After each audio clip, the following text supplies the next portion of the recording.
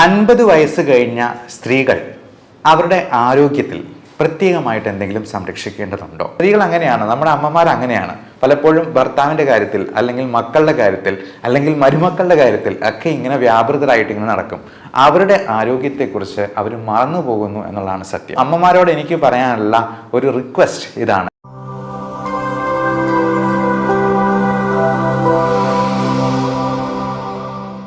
അൻപത് വയസ്സ് കഴിഞ്ഞ സ്ത്രീകൾ അവരുടെ ആരോഗ്യത്തിൽ പ്രത്യേകമായിട്ട് എന്തെങ്കിലും സംരക്ഷിക്കേണ്ടതുണ്ടോ, ശ്രദ്ധിക്കേണ്ടതുണ്ടോ? നമുക്കറിയാം, 50 വയസ്സ് എന്ന് പറയുമ്പോൾ പീരിയഡ്സ് നിൽക്കുന്ന ഒരു സമയമാണ്. ഈസ്ട്രജൻ്റെ ഒരു പ്രൊട്ടക്റ്റീവ് ഇഫക്റ്റ് നാച്ചുറലായിട്ട് സ്ത്രീകൾക്ക് പ്രകൃതി തന്നെ പ്രദാനം ചെയ്യുന്നുണ്ട്. അതുകൊണ്ട് തന്നെ നിങ്ങൾ ശ്രദ്ധിച്ചാൽ അറിയാം, ഹാർട്ട് അറ്റാക്ക്, സ്ട്രോക്ക് പോലുള്ള കാര്യങ്ങളൊക്കെ ഒരു 45-50 വയസ്സ് വരെയും സ്ത്രീകളിൽ കുറവായിരിക്കും പുരുഷന്മാരെ അപേക്ഷിച്ച്. എന്നാൽ 50 വയസ്സ് കഴിയുന്നതോടുകൂടി ഈസ്ട്രജൻ്റെ ഈ ഒരു പ്രൊട്ടക്റ്റീവ് ഇഫക്റ്റ് സ്ത്രീകൾക്ക് നഷ്ടമാവുകയാണ്. മെനോപോസ് ആരംഭിക്കുന്നതോടുകൂടി. മെനോപോസ് എന്ന് പറയുന്നാൽ പീരിയഡ്സ് നിൽക്കുന്ന ഒരു സമയം. ചിലപ്പോൾ അത് ഇറഗുലറായിട്ട് വന്ന് 1 മാസം കണ്ടില്ല എന്ന് വരും, 2 മാസമാകും, 3 മാസമാകും, അങ്ങനെ പതിയെ അതങ്ങ് നിന്നു പോവുകയാണ്. അങ്ങനെ വരുമ്പോൾ പലതരത്തിലുള്ള മെറ്റബോളിക് ഡിസീസസും, ഡയബറ്റീസ്, ഹൈപ്പർ ടെൻഷൻ, തൈറോയിഡിൻ്റെ പ്രശ്നങ്ങൾ, മറ്റ് തരത്തിലുള്ള അസുഖങ്ങൾ, അമിതവണ്ണം, ഓസ്റ്റിയോപോറോസിസ്, എല്ലുകളുടെ ബലം കുറഞ്ഞു പോകുന്ന അവസ്ഥ, ഇതെല്ലാം കൂടി വന്ന് അവർക്ക് മറ്റെന്തെങ്കിലും കോംപ്ലിക്കേഷൻസിലേക്ക് എത്തിപ്പെടാനുള്ള സാധ്യത വളരെ കൂടുതലാണ്. അതുകൊണ്ട് തന്നെ 50 വയസ്സ് പിന്നിടുന്നതോടുകൂടി നമ്മുടെ ഈ പറഞ്ഞ പാരാമീറ്റേഴ്സ് എല്ലാം വളരെ നോർമൽ ലെവലിലാണ് എന്നുള്ളത് സ്ത്രീകൾ കൃത്യമായിട്ടുള്ള ഇടവേളകളിൽ ചെക്ക് ചെയ്ത് ഉറപ്പുവരുത്തേണ്ടതുണ്ട്. പ്രത്യേകിച്ചും അവരുടെ ബ്ലഡ് ഷുഗർ ലെവൽ, BP-യുടെ ലെവൽ, കൊളസ്ട്രോളിൻ്റെ അളവ്, തൈറോയിഡിൻ്റെ TSH, ഫ്രീ T3, T4 ഇതെല്ലാം ഫാസ്റ്റിങ്ങിൽ ചെയ്യുന്നതാണ് ഏറ്റവും ഉത്തമം. അങ്ങനെ ഷുഗറിൽ എന്തെങ്കിലും വേരിയേഷൻ കാണുന്നുണ്ടെങ്കിൽ ഷുഗറിന് 3 മാസത്തെ കൺട്രോൾ ആയിട്ടുള്ള HbA1cയുടെ ലെവൽ നമ്മൾ നോക്കി പരിശോധിച്ച് ഉറപ്പുവരുത്തേണ്ടതുണ്ട്. പലപ്പോഴും ഷുഗറിന് നമ്മൾ മരുന്ന് തുടങ്ങുന്നത് അവർക്ക് HbA1c ഒരു 6-ൽ കൂടുതലാണെങ്കിൽ അത് ഒരു പ്രീ ഡയബറ്റിക് സ്റ്റേജ് ആയിട്ട് നമ്മൾ കണക്കാക്കണം. 5.7-ൽ താഴെയാണ് പ്രമേഹം ഇല്ലാത്ത ഒരാളുടെ നോർമൽ വാല്യൂ. 7-ന് മുകളിലാണെങ്കിൽ തീർച്ചയായിട്ടും അതിന് മരുന്ന് കൂട്ടേണ്ടതായിട്ടോ നമ്മുടെ ഡയറ്റിലും എക്സസൈസിലും കൂടുതൽ ശ്രദ്ധിക്കേണ്ടതായിട്ടും ഉണ്ട്. അപ്പോൾ ഡയറ്റ് നമുക്കെല്ലാവർക്കും അറിയാം, അമിതവണ്ണം ഉണ്ടാക്കുന്ന ഭക്ഷണങ്ങൾ പരമാവധി കുറയ്ക്കുന്നത് തന്നെയാണ് നല്ലത്. അത് ഏറ്റവും പ്രധാനം ഷുഗർ ഉള്ള ഭക്ഷണ സാധനങ്ങൾ, ബേക്കറി സാധനങ്ങൾ, മൈദ അടങ്ങിയിട്ടുള്ള സാധനങ്ങൾ, പിന്നെ അരിയാഹാരങ്ങളാണെങ്കിലും നമ്മൾ കഴിക്കുന്നതിൽ നിന്നും ഒന്ന് പകുതിയാക്കി കുറയ്ക്കാൻ പറ്റുവാണെങ്കിൽ ഏറെ നല്ലത്. പ്ലേറ്റ് മെത്തേഡ് ഫോളോ ചെയ്യാണ് എന്നാണ് നമ്മൾ ഡോക്ടർമാർ സാധാരണ അഡ്വൈസ് ചെയ്യുക. 1/4 carbohydrate, 1/4 protein, 1/4 green leafy vegetables, 1/4 fruits. അപ്പോൾ ഇങ്ങനെയുള്ള പ്ലേറ്റ് മെത്തേഡിലോട്ട് മാറുക. കൃത്യമായി അരമണിക്കൂറെങ്കിലും ഒരു ദിവസം എക്സസൈസിന് വേണ്ടി കൊടുക്കാനായിട്ട് ശ്രമിക്കുക. എക്സസൈസ് നമുക്ക് പ്രായമായവർക്ക് ചെയ്യാൻ പറ്റുന്ന രീതിയിലുള്ള ലളിതമായ വ്യായാമങ്ങളുണ്ട്. അപ്പോൾ അങ്ങനെയുള്ള വ്യായാമങ്ങളും നമ്മൾ നമ്മുടെ ചാനലിൽ തന്നെ അപ്ലോഡ് ചെയ്തിട്ടുണ്ട്. ഞങ്ങളുടെ കൂടെ തന്നെ എക്സസൈസ് ചെയ്യാവുന്ന രീതിയിൽ നമ്മൾ ലൈവായിട്ടുള്ള വീഡിയോസും അപ്ലോഡ് ചെയ്യുന്നുണ്ട്. അപ്പോൾ ഞങ്ങളുടെ കൂടെ തന്നെ പാർട്ടിസിപ്പേറ്റ് ചെയ്ത് ഈ എക്സസൈസിലും പാർട്ടിസിപ്പേറ്റ് ചെയ്തുകൊണ്ട് നമ്മുടെ ഫാമിലിയിൽ ഒരു അംഗമായിരിക്കാൻ ഞങ്ങളെ കൂടി അനുവദിക്കുക എന്നുള്ളതാണ് പറയാനുള്ളത്. അതോടൊപ്പം 50 വയസ്സ് പിന്നിടുമ്പോഴേക്കും നമുക്ക് ക്യാൻസർ എന്ന് പറയുന്ന ഒരു മഹാമാരി നമ്മളെ ഒന്ന് കീഴ്പ്പെടുത്താൻ അല്ലെങ്കിൽ ഒന്ന് ഞൊണ്ടി നോക്കാനുള്ള സാധ്യതയുണ്ട്. പ്രത്യേകിച്ചും സ്ത്രീകൾക്ക് ഇപ്പോൾ അണ്ഡാശയ സംബന്ധമായിട്ടുള്ള ക്യാൻസറുകളോ അസുഖങ്ങളോ വരാം. യൂട്രസ് സംബന്ധമായിട്ടുള്ള മിക്കവാറും ഹിസ്റ്റക്ടമിയൊക്കെ കഴിഞ്ഞിട്ടുള്ള പേഷ്യൻസ് ഉണ്ടാകും, യൂട്രസ് റിമൂവ് ചെയ്യാതെ. ഇപ്പോൾ പലപ്പോഴും ഇങ്ങനെയുള്ള പ്രശ്നങ്ങളൊക്കെ സ്ത്രീകൾ ആരോടും പറയാതെ ഒളിച്ചു വെച്ചിങ്ങനെ മുമ്പോട്ട് പോകും. അത് അതിസങ്കീർണമായി കഴിയുമ്പോഴായിരിക്കും പുറത്ത് ആരെങ്കിലുമൊക്കെ അറിയുക തന്നെ. ഞാൻ ഇപ്പോഴും ഓർക്കുന്നുണ്ട്, എൻ്റെ മെഡിക്കൽ കോളേജിൽ പഠിച്ചുകൊണ്ടിരിക്കുന്ന സമയത്ത് ഗൈനക്കോളജി ഡിപ്പാർട്ട്മെൻറ്റിൽ യൂട്രസ് അങ്ങ് ഇറങ്ങി താഴെ വന്ന് ഡെക്കുബിറ്റസ് അൾസർ എന്ന് പറയും, അതായത് ഈ ഗർഭപാത്രം ഇറങ്ങിയിട്ട് അതിൽ വ്രണങ്ങളായിട്ട് വന്നിരുന്ന ഒരു അമ്മയുണ്ടായിരുന്നു. അവർക്കത് പുറത്ത് പറയാൻ പേടിയായിരുന്നു, അല്ലെങ്കിൽ മടിയായിരുന്നു. അതുപോലെ പൈൽസിൻ്റെ അസുഖങ്ങളും അങ്ങനെ ഉദരസംബന്ധമായിട്ടുള്ള രോഗങ്ങളുമൊക്കെ അവർ മറച്ചു പിടിച്ചുകൊണ്ട് നടക്കും. അങ്ങനെ ഒരു കാരണവശാലും ചെയ്യാൻ പാടില്ല. നമുക്ക് പ്രായമായിട്ടുള്ള സ്ത്രീകൾ, അമ്മമാർ വീട്ടിലുണ്ടെന്നുണ്ടെങ്കിൽ അവരോട് ഇടയ്ക്കൊക്കെ ഇങ്ങനെയുള്ള കാര്യങ്ങളുണ്ടോ എന്നുള്ളത് ചോദിക്കാം. അതുപോലെ തന്നെ ബ്രസ്റ്റിൻ്റെ എന്തെങ്കിലും നൊഡ്യൂൾസോ ലംസോ ഒക്കെ ആയിട്ടുണ്ടെന്നുണ്ടെങ്കിൽ ഒട്ടും മടിക്കാതെ തന്നെ നിങ്ങളുടെ ഭർത്താവിനോടോ മക്കളോടോ ആരോടെങ്കിലും ഈ കാര്യങ്ങളൊന്ന് തുറന്ന് പറയാനായിട്ട് ശ്രദ്ധിക്കുക.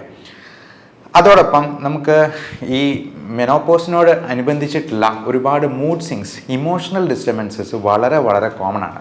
കഴിഞ്ഞ വെള്ളിയാഴ്ച എൻ്റെ അടുത്ത് വന്ന ഒരു അമ്മയ്ക്ക് ഭർത്താവിനെ പറ്റി ഒരുപാട് പരാതികളാണ്. പുള്ളി പുകവലിക്കും, മദ്യപിക്കും, വേറെ എന്താണ്ടോ ഹാൻഡ്സ് പോലത്തെ സാധനങ്ങൾ ഉപയോഗിക്കും. രണ്ടുപേരും ഗവൺമെൻറ് സർവൻസ് ആയിരുന്നു. ഭർത്താവ് റിട്ടയർ ചെയ്യാൻ പോകുന്നു, അമ്മ ഇപ്പോഴും വർക്ക് ചെയ്യുന്നുണ്ട്. ഇത് ഈ ഭർത്താവിൻ്റെ കാര്യങ്ങൾ ഇങ്ങനെ പറഞ്ഞ് സ്ത്രീകൾ അങ്ങനെയാണ്, നമ്മുടെ അമ്മമാർ അങ്ങനെയാണ്. പലപ്പോഴും ഭർത്താവിൻ്റെ കാര്യത്തിൽ അല്ലെങ്കിൽ മക്കളുടെ കാര്യത്തിൽ അല്ലെങ്കിൽ മരുമക്കളുടെ കാര്യത്തിൽ ഒക്കെ ഇങ്ങനെ വ്യാപൃതരായിട്ട് ഇങ്ങനെ നടക്കും. അവരുടെ ആരോഗ്യത്തെക്കുറിച്ച് അവർ മറന്നു പോകുന്നു എന്നുള്ളതാണ് സത്യം. അപ്പോൾ അമ്മമാരോട് എനിക്ക് പറയാനുള്ള ഒരു റിക്വസ്റ്റ് ഇതാണ്: ഇനി 50 വയസ്സ് പിന്നിട്ടെന്നാൽ നമ്മൾ ബാക്കിയുള്ളവരുടെ കാര്യത്തിൽ ഇടപെടുന്നതും അവരെ ശകാരിക്കുന്നതും അവരെ നേർവഴിക്ക് നയിക്കുന്നതിനും പകരം നമ്മുടെ കാര്യങ്ങൾ കൂടുതലായിട്ട് ശ്രദ്ധിക്കാനായിട്ട് നോക്കുക. നമ്മുടെ സന്തോഷം, നമ്മുടെ ആരോഗ്യം അത് നമ്മുടെ കൈകളിൽ മാത്രമാണ് എന്നുള്ള കാര്യം ഇടയ്ക്കിടയ്ക്ക് ഓർമ്മിപ്പിക്കുന്നത് നന്നായിരിക്കും. ഇപ്പോൾ എൻ്റെ അമ്മയാണെന്നുണ്ടെങ്കിലും ഡയബറ്റിക് രോഗിയാണ്. പല കാര്യങ്ങളിലും നമ്മളെ ഇങ്ങനെ അകാരണമായിട്ട് അവരുടെ സ്നേഹം കൂടുതൽ കൊണ്ട് നമ്മളെ ഇങ്ങനെ ഇൻവോൾവ് ആക്കുമ്പോഴത്തേക്കും ഞാൻ തന്നെ ഇടയ്ക്ക് പറയും, ഗ്ലൂക്കോമീറ്റർ വെച്ചിട്ട് ഒന്ന് ഷുഗർ നോക്കി കാണിച്ചുകൊണ്ട് വന്നേ, BP ഇപ്പം തന്നെ ഒന്ന് നോക്കട്ടെ എന്ന് പറയുമ്പോഴത്തേക്കും അന്നേരമാണ് അവരുടെ ആരോഗ്യത്തെപ്പറ്റി അവർ തന്നെ വിചാരിക്കുന്നത് അല്ലെങ്കിൽ ചിന്തിക്കുന്നത് എന്നുള്ളതാണ് സത്യം. അപ്പോൾ ഇത്തരത്തിലുള്ള കാര്യങ്ങളിൽ നമ്മൾ തന്നെ പ്രത്യേക ശ്രദ്ധ പുലർത്തുക. മാത്രമല്ല, നമുക്ക് സന്തോഷമുണ്ടാക്കുന്നത് എന്താണ് എന്നുള്ളത് സ്വയം മനസ്സിനോട് ചോദിച്ചറിഞ്ഞ് ആ കാര്യങ്ങളിൽ വ്യാപൃതരാവാനായിട്ട് പ്രത്യേകം ശ്രദ്ധിക്കുക. ഈ സ്ട്രെസ് മാനേജ്മെൻറ്റ് വളരെ വളരെ വളരെ ഇമ്പോർട്ടൻ്റ് ആയിട്ടുള്ളൊരു കാര്യമാണ്. കാരണം നമ്മുടെ മറ്റു പല അസുഖങ്ങളും ഈ പറയുന്ന സൈക്കോളജിക്കലായിട്ടുള്ള പ്രോബ്ലംസിൽ നിന്ന് വരാം. നമ്മുടെ ഈ സ്ട്രെസ് ഹോർമോൺസ് റിലീസ് ആകുമ്പോൾ തന്നെ നമ്മുടെ ഹൃദയത്തിൻ്റെ ആരോഗ്യത്തെയും ശ്വാസകോശത്തിൻ്റെ ആരോഗ്യത്തെയും, ശ്വാസകോശം നന്നായിട്ട് ഫങ്ഷൻ ചെയ്താലേ നമ്മുടെ ബ്ലഡിൽ ആവശ്യത്തിന് ഓക്സിജൻ ഉണ്ടാകത്തുള്ളൂ. എന്നാലേ അത് ഹൃദയം പമ്പ് ചെയ്ത് എല്ലാ കോശങ്ങളിലേക്കും എത്തിക്കത്തുള്ളൂ. അതുപോലെ തലച്ചോറിൻ്റെ ആരോഗ്യത്തെയും എല്ലാം ബാധിക്കും. ഞാൻ കഴിഞ്ഞ ദിവസം വന്ന ആ അമ്മയുടെ കാര്യത്തിൽ അമ്മയ്ക്ക് ഉറക്കമില്ലാണ്ട് പോയിരിക്കുകയാണ്. എന്നാൽ ഇതിന് ഒരു ട്രീറ്റ്മെൻറ്റ് എടുക്കാനായിട്ട് അമ്മയ്ക്ക് തന്നെ മടിയാണ്. എന്നിട്ട് അമ്മയുടെ ആങ്ങളയുടെ പേരിലാണ് എനിക്ക് ഫയൽ എടുത്തുകൊണ്ട് വന്നതാണ് എന്നുള്ളതാണ് ഏറ്റവും രസകരമായിട്ടുള്ള കാര്യം. അപ്പോൾ ഈ ആങ്ങള നിർബന്ധിച്ച് പറഞ്ഞാണ് എൻ്റെ അടുത്തേക്ക് കൂട്ടിക്കൊണ്ട് വന്നത്. അപ്പോൾ അമ്മയോട് ഞാൻ ഒരു അരമണിക്കൂറോളം, ഒത്തിരി ദൂരത്തുനിന്ന് വന്നതാണ്, നമുക്ക് ഒരുപാട് ദൂരത്തുനിന്ന് 3-4 മണിക്കൂറൊക്കെ ട്രാവൽ ചെയ്ത് വരുന്ന പേഷ്യൻസ് ഉണ്ട്. അപ്പം നമ്മൾ അരമണിക്കൂറെങ്കിലും അവരോട് സംസാരിക്കാനായിട്ട് സമയം കണ്ടെത്താറുണ്ട്, എത്ര തിരക്കുണ്ടെങ്കിലും. അപ്പോൾ അങ്ങനെ ഈ അമ്മയോട് സംസാരിച്ചപ്പോഴാണ് ഈ പറഞ്ഞ കാര്യങ്ങളെല്ലാം. എന്നിട്ട് ഇത് പറഞ്ഞു വരുമ്പോഴത്തേക്കും അപ്പം ഞാൻ ചോദിച്ചു, എന്തായാലും ഈ ഭർത്താവിന് ഒരുപാട് പ്രശ്നങ്ങളുണ്ട്. ഒന്ന് അറ്റാക്ക് കഴിഞ്ഞിട്ടുള്ളതാണ്, അദ്ദേഹത്തിൻ്റെ പമ്പിങ് വളരെ കുറവാണ്, കിഡ്നിയുടെ ക്രിയാറ്റിനിൻ്റെ അളവ് കൂടി വരുന്നുണ്ട്. അപ്പോൾ ഞാൻ അമ്മയോട് പറഞ്ഞു, എന്തായിരുന്നാലും ഭർത്താവിന് ഒരു ദിവസം മരണം സംഭവിക്കും, അമ്മയ്ക്കും മരണം സംഭവിക്കും.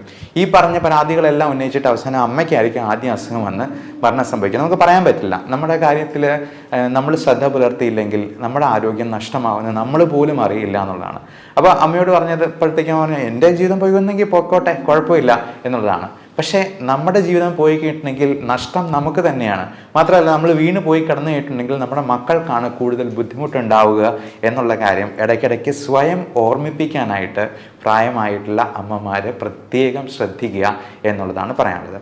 പിന്നെ ഇത്തരത്തിലുള്ള അസുഖങ്ങൾ വരുമ്പോൾ നമ്മൾ ഒരു കാരണവശാലും യാതൊരു സ്റ്റിഗ്മയും വെച്ച് പുലർത്താതെ അതിന് വേണ്ട ട്രീറ്റ്മെൻറ്റ് എടുക്കാനായിട്ട് ഡോക്ടറിനെ സമീപിക്കുക, അല്ലെങ്കിൽ അതിന് വേണ്ട എക്സ്പെർട്ടിനെ സമീപിക്കുക. ഈ അമ്മയോട് സംസാരിക്കുമ്പോൾ തന്നെ അമ്മയുടെ കണ്ണ് നിറഞ്ഞൊഴുകുക, കരയുക. ഒരു കാര്യം പറഞ്ഞു വരുമ്പോഴത്തേക്കും തന്നെ കരഞ്ഞു പോവുകയാണ്. അപ്പം അത് ഭയങ്കര ഒരു ഡിപ്രഷൻ, ആങ്സൈറ്റി ഡിസോർഡറിലോട്ട് അത് മാറിയ ഒരവസ്ഥയായിരുന്നു നമ്മൾ കണ്ടത്. അതിനൊക്കെ നമ്മൾ ചെറിയൊരു മരുന്ന് കൊടുക്കുമ്പോഴത്തേക്കും തന്നെ അതിനകത്ത് ഒത്തിരി വ്യത്യാസം വരും. കാരണം ഈ ഉറക്കമില്ലാണ്ട് പോകുന്ന അവസ്ഥ തന്നെ എത്ര ഭീകരമായിരിക്കും. ചിലർക്ക് ഉറക്കം കൂടുതലായിരിക്കും, നേരെ തിരിച്ചായിരിക്കും. അപ്പോൾ നമ്മുടെ ഹാപ്പി ഹോർമോൺസ് ആയിട്ടുള്ള എൻഡോർഫിൻസ്, സൈറ്റോകിൻസ്, ഓക്സിറ്റോസിൻ, സെറോട്ടോണിൻ, ഡോപ്പമൈൻ തുടങ്ങിയ ഈ 5 ഹോർമോണിൻ്റെ ലെവലിൽ ഒരുപാട് വ്യത്യാസങ്ങൾ വരുന്നുണ്ട്. ബയോകെമിക്കൽ വേരിയേഷൻസ് നമ്മളതിനെ മെഡിക്കൽ സയൻസിൽ പറയാറുണ്ട്. അപ്പോൾ ഈ വേരിയേഷൻസ് കറക്റ്റ് ചെയ്യാനായിട്ട് നമുക്കതിന് വേണ്ട കാര്യങ്ങളൊക്കെ ചെയ്യണം, അല്ലെങ്കിൽ അതൊരിക്കലും കറക്റ്റ് ചെയ്യാം. ഇപ്പോൾ സോഡിയോ പൊട്ടാസിയോ കുറഞ്ഞു കഴിയുമ്പോഴത്തേക്കും നമ്മൾ ആ സോഡിയം കൊടുക്കുക എന്നുള്ളതാണ് ഏറ്റവും അത്യാവശ്യമായിട്ട് ചെയ്യേണ്ടത്. അല്ല പൊട്ടാസ്യം കൂടിപ്പോയെന്നാൽ ആ പൊട്ടാസ്യത്തെ കുറയ്ക്കാനുള്ള കാര്യങ്ങളാണ് നമ്മൾ കൊടുക്കുക. അപ്പം പൊട്ടാസ്യം കുറയ്ക്കാനായിട്ട് ഒരുപാട് മാർഗങ്ങളുണ്ട്. അസ്താലിൻ നെബുലൈസേഷൻ പോലും നമ്മൾ കൊടുക്കാറുണ്ട്.